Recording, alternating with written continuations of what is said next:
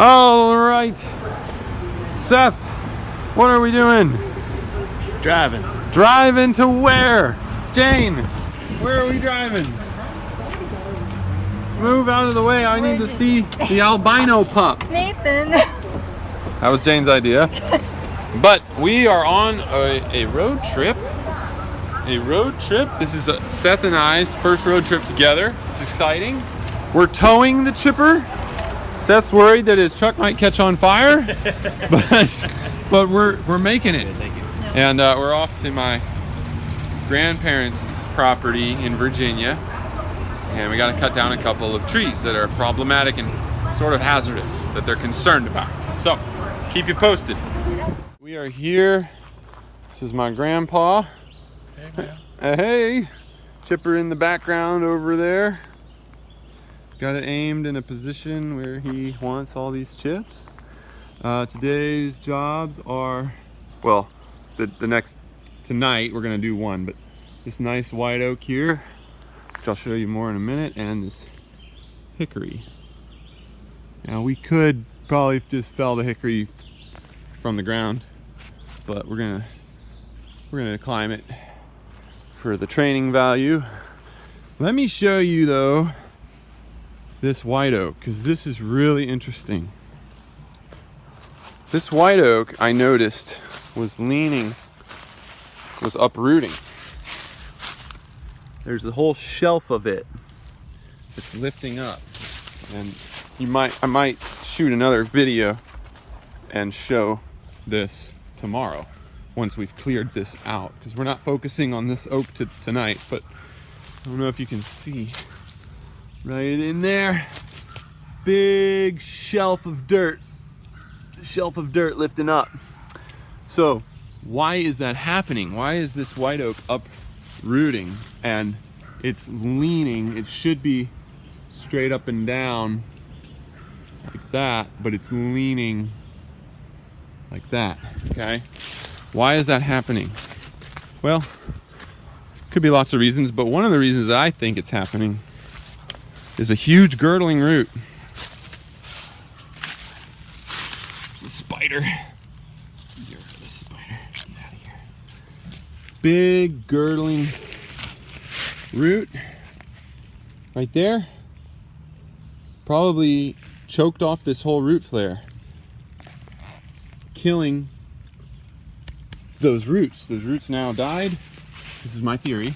Those roots are dead, and they're starting to break off, and so the tree is beginning to lean, and it is, it's not looking well. It looks like it's stressed. Lots of epicormic sprouting on it, and it's pretty close to the house. So I said that it was imminent. Now this hickory, we're going to start with it, because once this is out of the way, I'll have a lot more space to just land the white oak right in there. But this was gonna go because it's got rot all through it, right all through it. And I mean, it's not as imminent, but it is also kind of a hazard. It will become a hazard as time goes on if it's ignored. We got some minor cracking in there. We got some cankers up along the way. So it's just not a good specimen to keep. It also has a girdling root.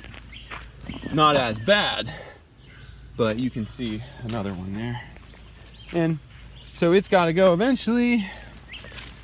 So I said, let's just take it out now. Let's just take it out now. There's the evidence of this girdling root. It really took out this whole flare. It probably has something to do also with the reason why it's weaker and having decay. Anyway, it's also in compacted soil, so the roots are probably starved for oxygen and nutrients, and it just lowers the tree's ability to defend itself.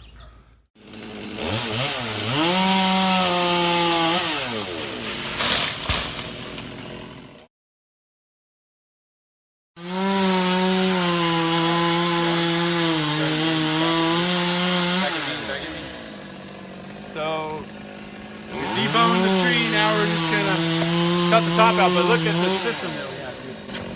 We use, come here, come closer. We use a Mazdam rope puller attached to our main rigging line, whatever that is, via a friction hitch and a pulley, and I'm able to tighten this up along the rope by just pulling, and it advances the friction hitch higher than where I would be able to reach. I'm not gonna make it too tight because he's still tied to it, and but in a minute here we're gonna be able to crank this over if we couldn't do it by hand, which we don't know what the weight distribution is for sure. So that's why we have the come along.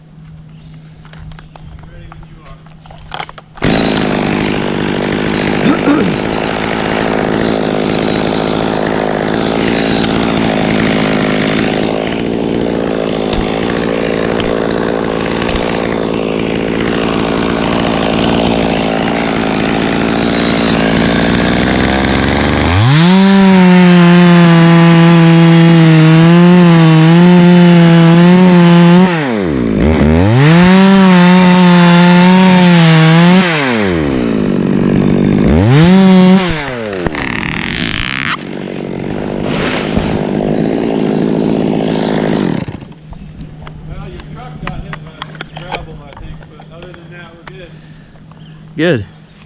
Huh? Good. It went right where you wanted it, right? Yeah, it did.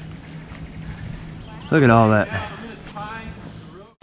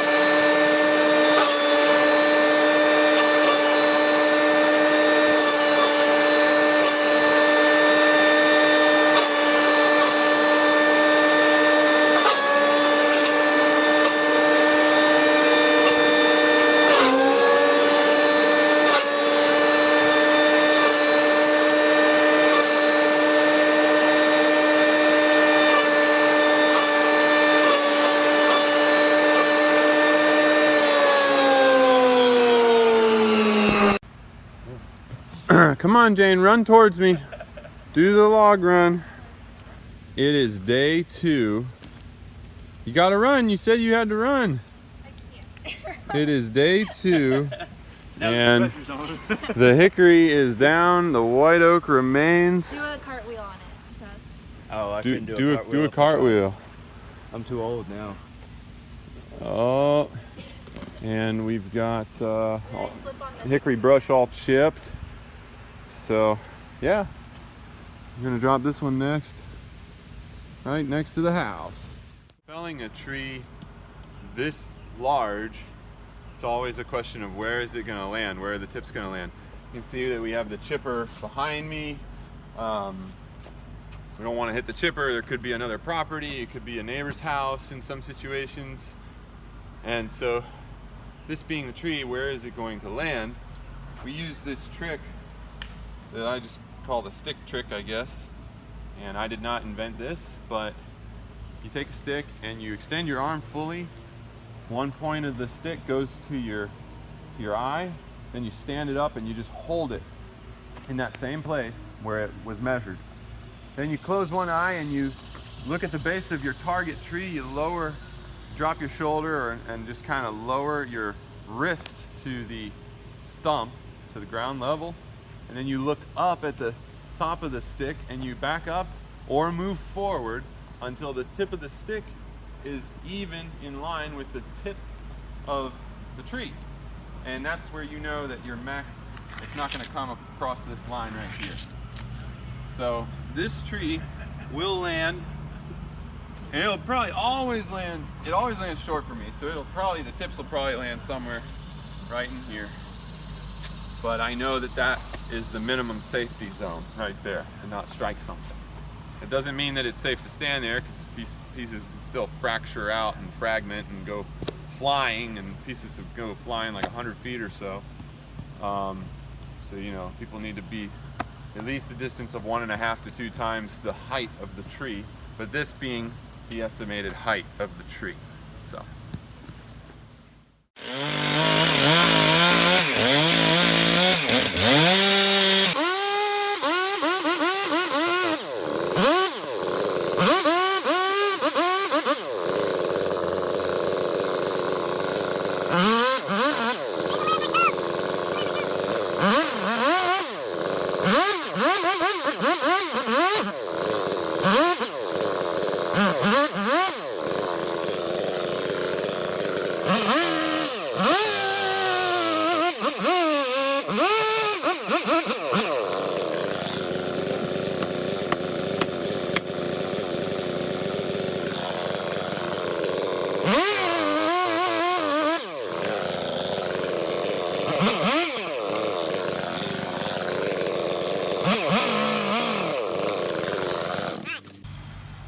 So this tree is leaning significantly.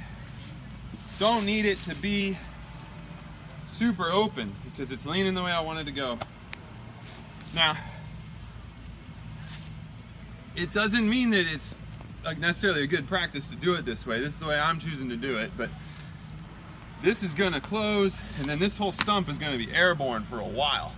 And so any bow or anything up there is gonna cause it to lift off the ground and bounce significantly. So it's not safe to be close to this, even though it's leaning the way I want it to go. But I had a cone down there that I was aiming at using my felling sight. It's really important to look down your felling sight. I'm gonna look down it one more time just to make sure that I am on target with where I want to go. Okay? And then I've got a nice clean apex so that nothing interrupts my hinge. Now, because this is leaning so much, it's under more threat of a barber chair. So to prevent a barber chair in this situation, we are going to plunge cut.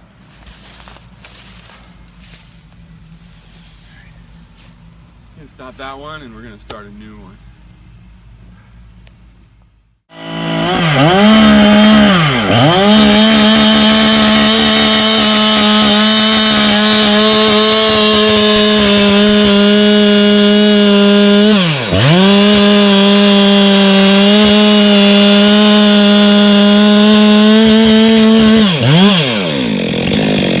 Alright, this is where I can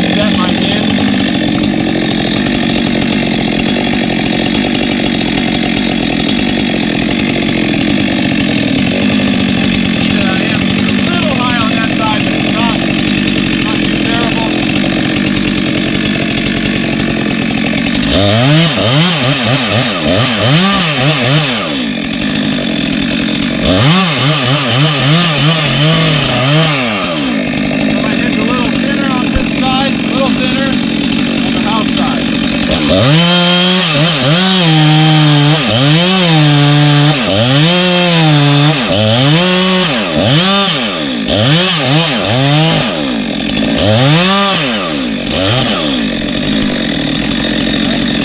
Right now I can put a wedge in, also on the house side.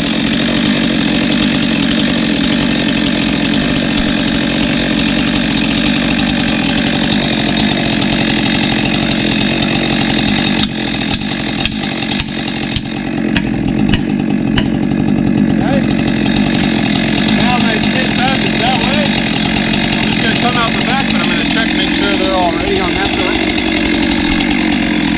Okay, here it comes.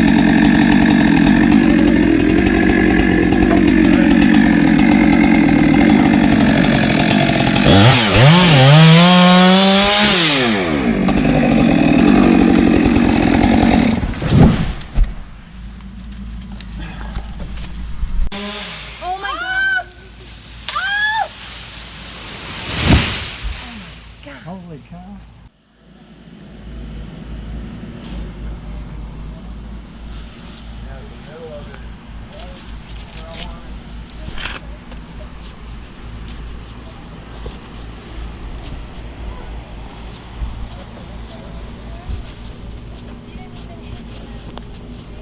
I don't know, like, how far did I miss the corner of the house, Seth? Seth, get over here with these guys. It's Sunday now, we got here Friday night, and so we did the hickory on the ground Friday night. This is the hickory. That's our finished product of the hickory removal. You can see all the little patches of sawdust where we cut it up, where we sectioned the log.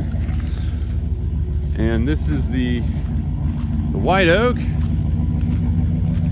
Again, you can see some patches of sawdust where we sectioned it. It's funny, it's kind of like a crime scene. One of those outlines of where the body was. It's where the sawdust is. But now that I've cleared around this,